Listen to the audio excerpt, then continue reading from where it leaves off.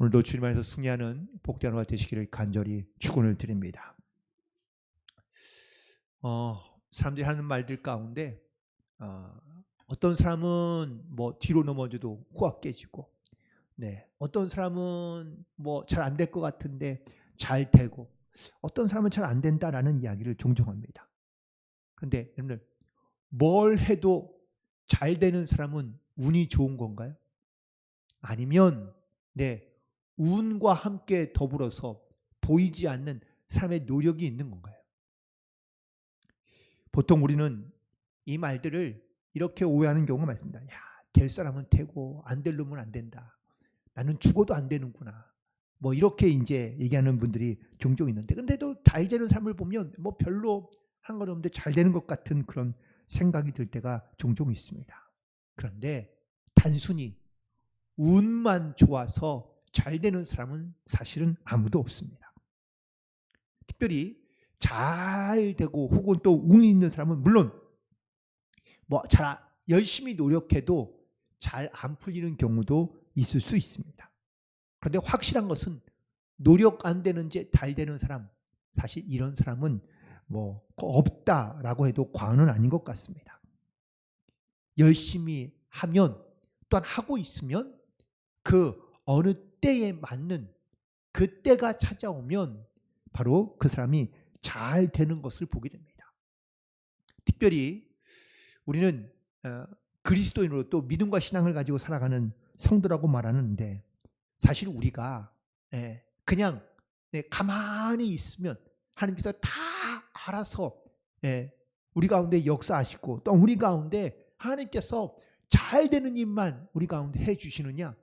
사실 그렇지 않습니다. 여러분, 혹시 기도도 하지 않고 혹은 신앙생활도 정말로 죄송한 표현이지만 개떡같이 하는데 하나님께서 그 사람을 잘 풀어주고 잘 되게 하실까요? 만약에 그런 사람이 있으면 저한테 좀 알려주세요. 저도 와서 좀 비결을 좀 배우거나 아니면 그 비법을 물어야 될 것 같습니다. 근데 가끔 이런 경우는 있죠. 정말 내가 열심히 살려고 그러고 열심히 기도하고 또 말씀으로 우리가 순종하는 삶을 살려고 하는데, 그런데 잘 안 되는 경우는 종종 봅니다. 그럼 왜 그럴까? 여기에는 하나님의 선하신 다른 뜻이 있지 않을까? 아니, 하나님의 선하신 뜻이 있다고 해야 한다는 것이죠. 내가 보기에는 잘 안 되는 것 같고, 내가 볼 때에는 정말 이건 아닌 것 같은데, 그런데 하나님께서 우리 가운데 그런 일을 허락하신다면 거기는 또 다른 하나님의 선하신 계획이 있다는 것을 우리가 분명하게 깨달아야 될 줄로 믿습니다. 어쩌면 내가 원하는 길보다는 하나님이 우리 가운데 계획하시고 인도하시는 하나님의 새로운 길이 있다라는 것을 우리가 잘 깨닫고, 또한 그런 하나님의 뜻을 우리가 분별하며 그 안에 믿음으로 순종하며 나아갈 수 있게 되기를 간절히 소망합니다. 그런데 오늘 본문에 있는 말씀 가운데 보니까 뭘 해도 잘 되는 사람이 등장하더라고요. 그게 바로 다윗이라는 사람입니다. 그래서 제가 오늘 본문에 있는 말씀에 핵심적인 말씀만 딱 집어서 말씀을 드렸는데, 오늘 말씀 가운데 다윗이 어디로 가든지 여호와께서 이기게 하시니라 라고 이렇게 기록되어져 있습니다. 여러분, 전쟁이 이렇게 다른 나라와 전쟁하는 것이, 이것이 내 마음대로 내 뜻대로 혹은 또 전쟁마다 백전백승 불패 신화를 갖고 나아가는 사람이 과연 얼마나 있을까요? 우리가 역사적인 인물로도 이순신 장군을 언급하긴 하지만 이순신 장군도 한 번도 패한 적이 없다라고 이렇게 기록합니다.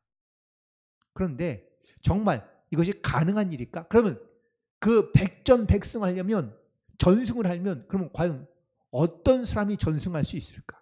이길 수 있을까?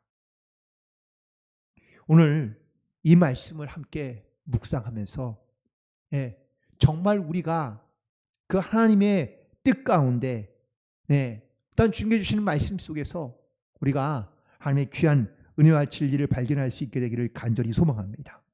근데 오늘 말씀을 우리가 조금 구체적으로 보려면 다시 한번 1절로 한번 돌아가 보시면 합니다. 8장 1절에 보면 이렇게 기록하고 있습니다. 그 후에.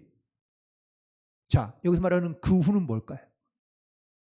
바로 7장에 있는 말씀을 말하고 있는 겁니다. 근데 이 말을 조금 요약한다면 이 다윗이 자기가 살아가고 있는 성의 모습을 보니까 자기는 정말 조금 안정적이고 평안한 이제 이스라엘의 왕이 되면서 그가 자기의 왕궁 속에서 안전하고 평안한 삶을 살기 시작합니다. 그런데 어느 순간 자기의 눈에 불편한 게 하나 보여요. 그건 뭐죠? 하나님의 법궤가 그냥 예전에 있던 그 장막에 머물러 있는 거예요. 그러니 다윗이 어떤 마음을 느꼈다고요? 불편한 마음을 느낍니다. 나는 이렇게 편하게 있는데 주님의 말씀, 하나님의 말씀과 법궤는 저런 장막 안에 있다는 것이 다윗이 볼 때 너무 마음이 힘들고 어렵고 불편한 거예요. 그래서 어떤 마음을 품죠? 내 집도 좋지만 하나님의 집을 아름답게 지어야 되겠다. 성전을 지어야 되겠다는 마음을 먹습니다. 그런데 하나님께서 이 마음을 보시고 아시고 다윗에게 뭐라고 말씀하시죠? 그래, 성전을 예쁘게 잘 지어라 라는 말씀이 아닙니다. 내가 그 마음을 먹었지만 너를 통해서는 내가 짓지 못하게 하고 내 후손을 통해서 성전을 짓게 하겠다라고 말씀하십니다. 그런데 이 마음을 먹은 다윗에게는 앞으로 너의 집안이 혹은 너의 가문이 정말 이 땅 가운데 영원히 아름답게 빛나게 할 것이라고, 또한 내 가문을 건강하게 또한 든든하게 세워주겠다고 하나님께서 약속해 주십니다. 즉 이런 선한 마음을 먹고 이런 중심을 가지고 살아가는 다윗, 그 이후에 오늘 8장 1절은 그 이후에 다윗이 주변의 나라들과 전쟁을 시작합니다. 이전까지도 전쟁을 했었어요. 물론 8장 이전에도 수많은 전쟁을 했었는데 다윗이 그때에도 대부분 많이 이겼습니다. 물론 질 때도 있었지만 전쟁에서 승리하는 경우들이 많이 있었는데, 그런데 오늘 이 말씀 가운데 우리가 반드시 좀 주목해야 볼 것이 있습니다. 여호와께서 승리하게 하셨는데, 그런데 이 승리하게 하신 이유가 다윗이 어떤 마음을 품고 있었느냐라는 것이 중요한 것 같아요. 오늘도 우리가 이런 주님을 정말 기쁘시게 할 수 있는 이런 마음을 가지고 이런 믿음을 가지고 우리가 세상 가운데 혹은 또 내 삶에 나아가게 될 때 하나님께서 모든 일 가운데 하나님께 이렇게 승리하게 하시는 놀라운 은혜와 역사가 나타나게 될 줄로 믿습니다. 그런데 다윗이 오늘 이 본문에 있는 말씀을 묵상하면서 정말 다윗이 품었던 그런 마음 가운데 정말 우리 가운데 우리도 함께 품어야 될 마음이 또 하나 있다면 이렇듯 하나님을 사랑하는 마음을 품기도 했지만 동시에 자기 백성을 사랑하는 마음을 품고 있다라는 사실입니다. 보면 다윗의 이전에 있는 이스라엘 역사를 가만히 보면 이스라엘 백성들이 애굽에서 나와서 가나안 땅에 정착하며 살기 시작합니다. 가나안 땅에 있는 많은 가나안에 있는 족속들을 다 몰아내고 그리고 그 땅을 차지하면서 살고 있는데, 그러면서 이제 사사 시대를 맞이하게 되죠. 근데 그때는 다스리는 임금이 없습니다. 그런데 이 사사 시대의 특징이 뭐죠? 하나님을 믿고 있지만 알지만 자기 소견에 옳은 대로 다 살아갑니다. 그러니 가나안 땅에서 살고 있긴 하지만 사실 이 가나안 땅을 다 정복하지 못하고 결국은 그 땅에 남아있는 가나안 부족들이 있게 되는데, 그런데 그 가나안 부족들 중에서 점점 힘이 강해진 부족들이 강한 힘을 발휘하게 되고, 그리고 또 가나안 부족들에 의해서 결국은 많은 어려움과 고난을 겪게 됩니다. 결국 이 사사시대를 통해서 이스라엘 백성들은 평화다운 평안을 잘 누리지 못하면서 살아갑니다. 사사가 있을 동안에는 평안했지만 사사가 죽고 난 다음부터는 항상 전쟁의 위협과 또한 고통을 가지며 살아갈 수밖에 없는 것이죠. 사울 왕 때에도 끊임없이 전쟁했습니다. 우리가 알고 있는 사울 왕 때에 가장 이스라엘을 괴롭혔던 나라 중에 하나가 어느 나라인 줄 아세요? 블레셋입니다. 블레셋은 5지파가 족속이 있었는데 이 5지파가요 마치 한 성을 이루고 있는 것처럼 살고 있습니다. 그 중에 가장 큰 성, 이거 중심이 되는 성이 바로 가드라는 족속이고 또 가드 성입니다. 쉽게 우리가 알고 있는 그 이야기 가운데 다윗이 사울을 자기를 죽이려 할 때 이 블레셋으로 피합니다. 그런데 어디로 피했어요? 가드 성으로. 왜냐하면 이 가드가 골리앗이 있던 그런 족속이었거든요. 그래서 그 가드 성에 피해서 자기의 목숨을 구걸했던 그때 이 다윗이 바로 이 가드 성으로 피해 있었는데 오늘 본문에 있는 말씀 1절로 다시 돌아가면 그 후에 다윗이 블레셋 사람들을 쳐서 항복을 받고 블레셋 사람들의 손에서 메덱 암마를 빼앗았다라고 기록하고 있습니다. 이 메덱 암마라는 이 말의 줄을 보면 모성의 굴레 뭐 이렇게 써 있기도 하고 또 직역하면 엄마의 굴레 뭐 혹은 이렇게라도 이렇게 표현될 수 있습니다. 그런데 이게 무슨 뜻이냐면 이 어머니의 성의 의미를 갖고 있는 이 가드 성을 중심으로 다른 4족속이 함께 그 둘레를 이루고 있는 거예요.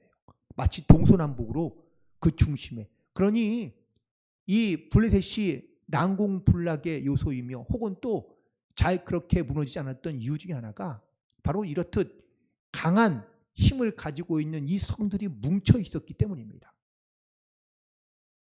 그리고 이 블레셋과 전쟁을 하면 항상 이스라엘 백성들은 변변한 무기도 없었을 뿐더러 사실 이 블레셋과의 전쟁에서 이긴 적이 별로 없습니다. 그런데 그 후에 다윗이 블레셋 사람들을 쳐서 항복을 받고 메덱 암마를 뺏었다고 합니다. 이 메덱 암마가 바로 그 블레셋의 5성을 의미하고 있는 겁니다. 그런데 보세요.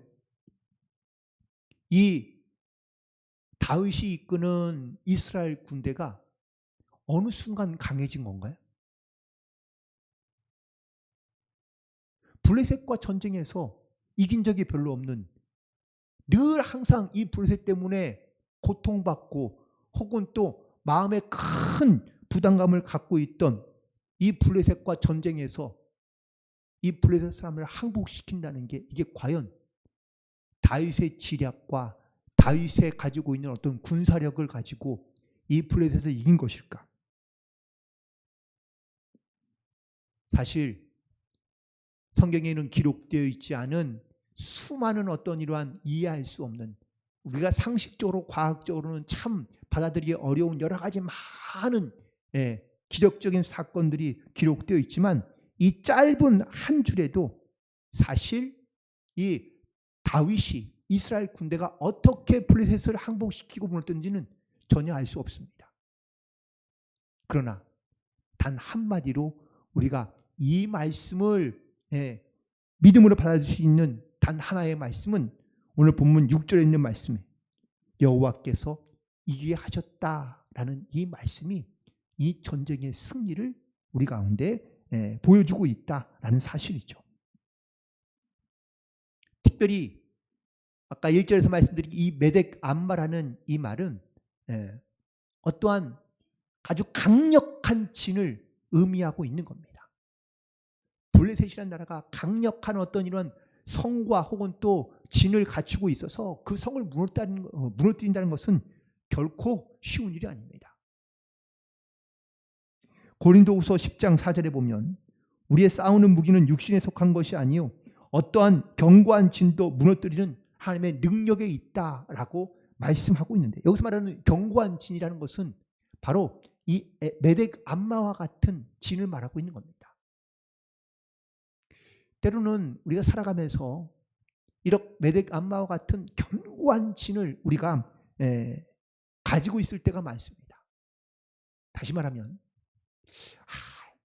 정말 나는 끊고 싶고 혹은 또 버리고 싶고 정말 다시는 하고 싶지 않은 그런 어떤 죄의 습관들을 우리가 끊어버리면 좋겠는데 그것이 잘 끊어지지 않는 경우들이 많이 있다는 것이죠. 버릴 수 없는 악습, 죄의 습관들 혹은 어떤 생각들 내 마음속에 딱 자리 잡고 있어서 이게 무너뜨리기 어려운 견고한 진과 같은 이런 악한 습성들이 우리 가운데 죄악들이 남아있는 경우들이 있습니다. 그런데 이것들을 과연 우리가 쉽게 이 견고한 진들을 무너뜨릴 수 있을까? 심지어 내가 예수를 믿고 신앙생활을 하면서도 이 견고한 진들이 내 안에 악습들이 내 안에 남아있는 경우들이 많이 있습니다. 내 힘으로 내가 이 영적인 싸움 가운데 내가 가지고 있는 지식과 능력으로 우리가 이길 수 없다라는 사실을 말하고 있는 겁니다. 결국 다윗이 이 견고한 진을 무너뜨리고 승리할 수 있었던 이유는 바로 하나님을 향한 신실한 마음을 품고 그리고 그가 믿음으로 나아갔기 때문이라고 말할 수 있습니다. 그리고 6절에 있는 말씀 가운데 또한 14절 말씀 가운데 보면 공동적으로 등장하는 말씀 가운데 다윗이 어디로 가든지, 여기서 말하는 이 어디로라는 말은 어떤 정해진 구체적인 장소를 말하는 것보다는 하나님께서 지명하고 가라고 하신 곳은 어디든지 갔다라는 이야기입니다.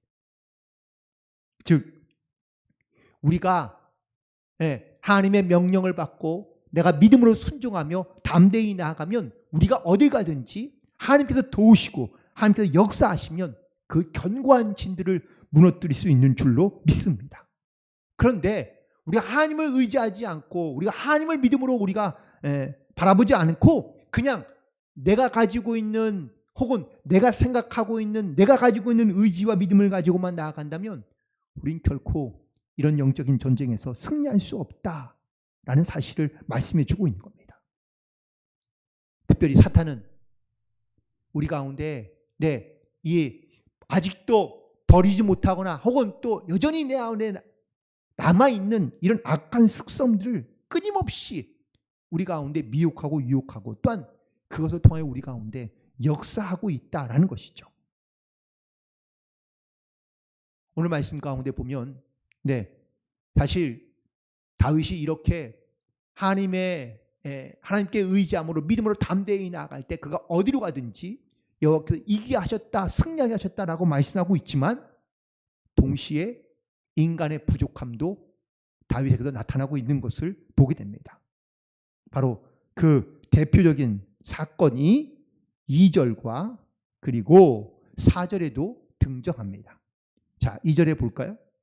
2절에 보니까 다윗이 또 모압을 쳐서 그들로 땅에 엎드리게 하고 줄로 재어 그 두 줄 사이에 두 줄 길이의 사람은 죽이고 한 줄 길이의 사람은 살리니 모압 사람들이 다윗의 종들이 되어 조공을 드렸다라고 말합니다.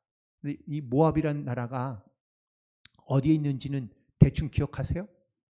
이스라엘의 동쪽에 있는 나라입니다. 그런데 아무튼 역사적으로 성서의 기록과 역사적으로 본다면 이 아브라함의 조카인 롯의 그 딸들을 통해서 낳은 두 아들이 바로 이 모압과 암몬인데, 아무튼 이 모압은 끊임없이 이스라엘 백성들과 적대적인 관계를 가지고 끊임없이 분쟁하던 나라입니다.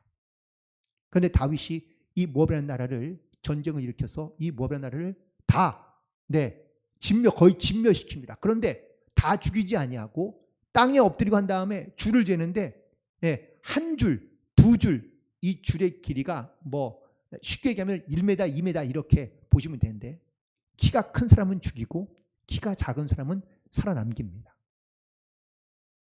그런데 그 이유가 뭐죠? 전쟁할 수 있는, 무기를 들 수 있는 사람들은 죽여버리고 그리고 무기를 들 수 없는 사람들만 살아남겼다라는 것이죠. 그럼 왜 이렇게 잔인하게 다 죽였을까? 성경에는 기록되어 있지 않지만 어떤 유대학자가 유대인 전승에 내려오는 이야기를 그가 이야기한다면 이런 이야기도 있습니다. 다윗의 그 바로 조상 가운데 그 증조 할머니가 바로 모압 땅에서 건너온 룻입니다.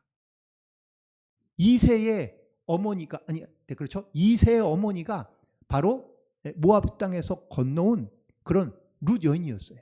그래서 유대인의 전승에 의하면 다윗이 사울 왕에 쫓겨다닐 때 자기의 집안 사람들로 다 위협을 가하게 되니까 자기의 부모들을 빼다가 그 외할머니의 고향이었던 모압 땅에다가 자기 부모들을 맡겨줍니다. 피신할 수 있도록. 그런데 이 모압 왕이 인질로 잡아두었던 이 다윗의 부모들을 죽인 거예요. 그래서 다윗이 블레셋과 전쟁이 끝나고 나자마자 모압 땅을 전쟁을 하고요. 그리고 모압 땅에 있는 모든 사람들 다 이렇게 진멸시켰다는 이야기입니다. 물론 다윗이 하나님의 명령을 따라 전쟁을 하기도 하지만 자기의 인간적인 감정이 들어가서 그 감정을 행할 때가 있었다라는 이야기예요. 또 우리가 사무엘하 11장에 보면 아주 다윗에게 치명적인 사건이 하나 등장하지 않습니까? 바로 밧세바의 사건인데 그 밧세바의 사건은 또 역시 마찬가지로 인간적인 실수를 보이는 그런 욕망을 가지고 나타나는 다윗의 모습도 등장하게 됩니다.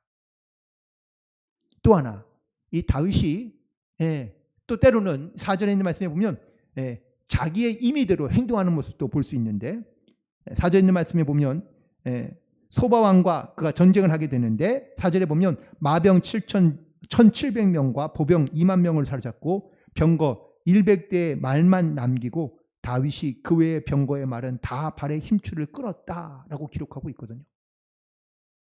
여러분 말의 병거를 끄는 말의 힘줄을 다 잘라버립니다.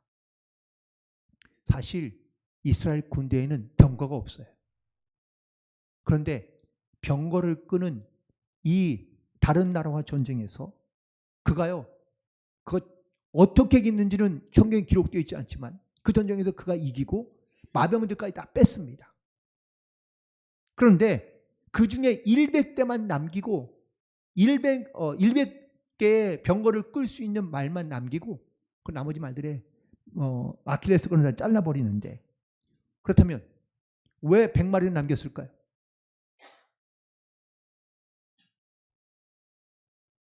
뭐 이렇게 어렵게 생각하세요? 자기가 쓰려고 그런 거죠. 자기는 이스라엘 당시 그때만 해도 이스라엘 군대에는 병거가 없었기 때문에 이 병거가 있으면 전쟁에 큰 도움이 될 거라는 것을 그도 압니다. 그래서 원래 신명기 17장에 보면 하나님께서 명령하시기를 전쟁에서 거둔 발을 다 병마들은 남겨두지 말라라고 명하십니다. 그래서 다 없애려고 그러다가 100마리만 남긴 거예요. 결국 다윗도 완벽한 사람은 아니라는 겁니다. 그도 현실적인 문제에서 현실과 타협했던 사람인 것을 말해주고 있는 겁니다. 끊임없이 우리도 이 다윗도 사실은 우리와 크게 다르지 않은 사람이었다고 이야기하죠. 결국 이 다윗이 이렇듯 어떠한 하나님과의 명령과 말씀 가운데 순종하며 또한 그가 하나님이 가라는 모든 곳에 믿음으로 나아가 전쟁 가운데 다 이기며 승리하지만 그 과정을 가만히 보면 다윗도 어떤 현실적인 문제나 자기의 감정에 고스란히 자기의 감정을 드러내기도 하고 혹은 현실적인 문제 앞에 계산기를 두드려 보던 그런 사람이었다는 것을 우리 가운데 말씀해 주고 있습니다. 그런데 그러면 그럼에도 불구하고 하나님께서 이렇게 다윗을 쓰신 이유는 뭘까? 그 놀라운 영적인 비밀의 첫 번째는 다윗은 끊임없이 회개하며 하나님 앞에 무릎 꿇었다라는 사실이죠. 다윗이 자기의 잘못을 깨달을 때마다 다윗은 주저하지 않고 하나님 앞에 회개함으로 무릎 꿇으며 하나님 앞에 나아갔던 것을 보게 됩니다. 그래서 하나님은 이 다윗이 회개할 때마다 그를 용서해 주시고 하나님 다시 또 그를 사용해 주시는 것을 보게 됩니다. 또 하나, 다윗이 얼마나 철저하게 그래도 하나님 중심으로 살아갔던 사람인가라는 것을 볼 수 있는 장면이 오늘 본문에 있는 말씀, 우리 함께 읽지는 않았지만 11절에 있는 말씀에도 등장합니다. 자, 이 전쟁을 통해서 수많은 전리품을 얻게 되는데요. 그 모든 얻게 된 전리품을 그가 어떻게 했을까요? 11절에 있는 말씀에 보면 다윗 왕이 그것도 여호와께 드렸다라고 기록하고 있습니다. 자, 다윗이 이 수많은 전리품들을 하나님께 드렸던 이유는 뭘까요? 딱 하나의 목적입니다. 여호와의 성전을 짓게 하기 위해서. 그래서 모든 전쟁에서 수집한 전리품들을 다 쌓아놓는 거예요. 네. 자기는 짓지 못하지만 자기의 후손을 통해서 자기의 아들들 중에서 아들이 엄청 많지 않습니다. 아무튼 그 아들 중에서 누군가가 자기의 대를 이어 반드시 하나님의 성전을 아름답게 짓게 하기 위한 이 목적으로 그는 모든 것을 다 모아서 그래서 하나님께 여호와께 드리고 있는 것을 보게 됩니다. 자기의 욕심이나 자기의 사욕을 위해 사용하지 않고 하나님께 온전히 드린 이 신실하고 진실한 마음을 하나님께서는 보시고 그리고 하나님께서 그 다윗에게 이런 하나님의 은혜와 역사를 나타내셨다라는 말씀인 거죠. 사도행전 13장 22절에 있는 말씀 가운데 보면 다윗을 표현하고 있는 혹은 또 이 다윗을 말하고 있는 가장 잘 정리되고 표현된 말에 이런 말씀이 있습니다. 내가 이새의 아들 다윗을 만나니 내 마음에 맞는 사람이라. 우리가 이제 성경 내 마음에 합한 사람, 내 마음에 맞는 사람이라고 주님께서 말씀해 주고 계시는데 그러면 하나님 마음에 맞았다라는 이 표현은 과연 어떤 표현일까?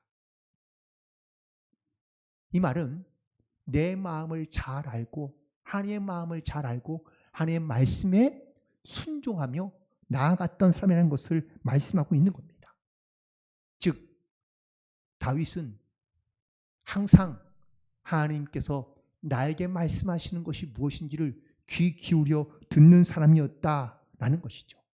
물론 그가 때로는 자기의 감정에 혹은 현실적인 이익에 그가 때로는 실수하기도 하고 실패하기도 하고 넘어지기도 했지만 또 자기의 어떤 욕망 가운데 사로잡혀 그가 범죄하기도 했지만 그럼에도 불구하고 그가 끊임없이 하나님의 말씀 가운데 귀를 기울이고 또한 그 말씀 가운데 그가 믿음으로 순종하며 나아갔던 것을 볼 수 있습니다.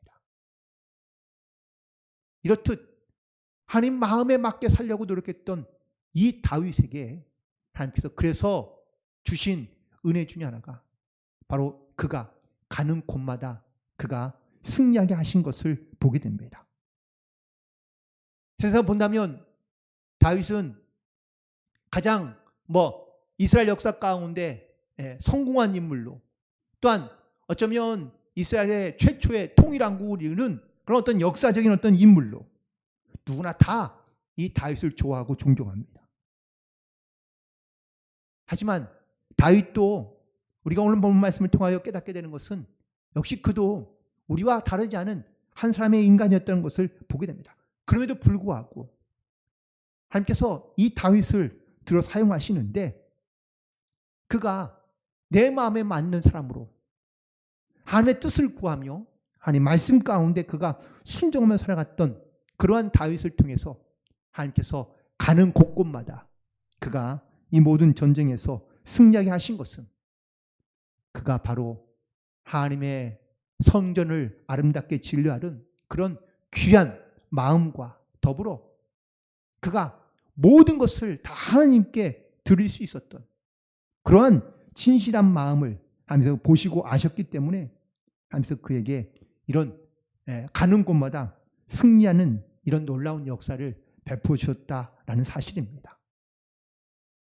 오늘 이 말씀을 통해서 우리도 어떤 마음을 가지고 주님 앞에 나아가고 있는지를 다시 한번 돌아봅니다. 우리도 정말 주님의 마음에 합한 자로, 주님의 마음에 맞는 자로, 하나님의 마음을 기쁘시게 할 수 있는 자로 내가 그 말씀 가운데 귀를 기울이며 내가 믿음으로 순종하며 나아가고 있는지 우리도 정말 주님의 마음을 흡족하게 하는 그런 귀한 믿음의 자세를 가지고 나도 주님께 담대한 믿음을 가지고 나아가고 있는지를 다시 한번 돌아봅니다. 물론 우리도 다윗처럼 어쩌면 다윗보다 더 못하기 때문에 넘어지기도 하고 실수할 수도 있고 실패할 수도 있습니다.